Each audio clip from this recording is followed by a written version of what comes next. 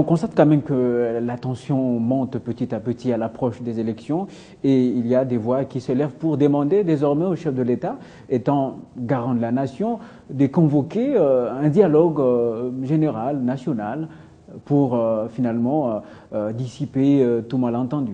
Oui, je crois que nous l'avons déjà entendu à travers un grand leader politique qui a demandé le dialogue. Je vais citer normalement M. Tshisekedi qui a dit qu'il fallait un dialogue. Et donc vous comprenez que le président de la République tend toujours sa main, mais il y a des choses dont le président de la République est aussi buté à respecter, normalement la Constitution.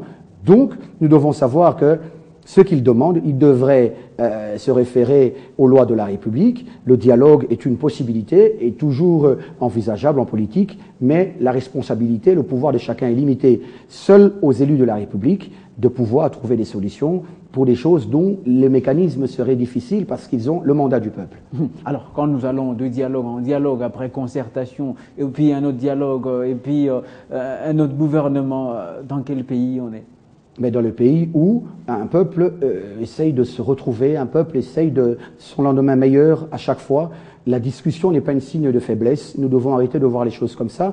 Et la réforme des institutions, la création d'un gouvernement après un autre n'est pas du tout un signe de faiblesse. Vous avez vu ce qui en était. Il y a un gouvernement de cohésion nationale avec certains amis de l'opposition qui ont accepté aujourd'hui, bien qu'ils ont critiqué ce plan de la réforme de la révolution de la modernité, ils sont là maintenant avec nous pour accomplir cette réforme de la modernité. Je crois que d'autres peuvent venir, mais cela reste dans la responsabilité et dans le pouvoir discrétionnaire du chef de l'État.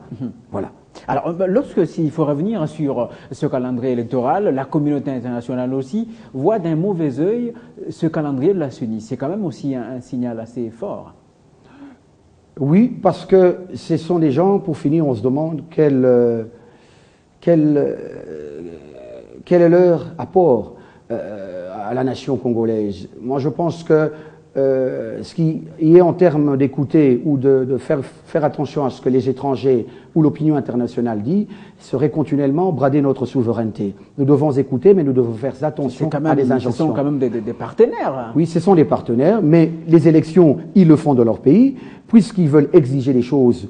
Mais la CENI a publié un calendrier global.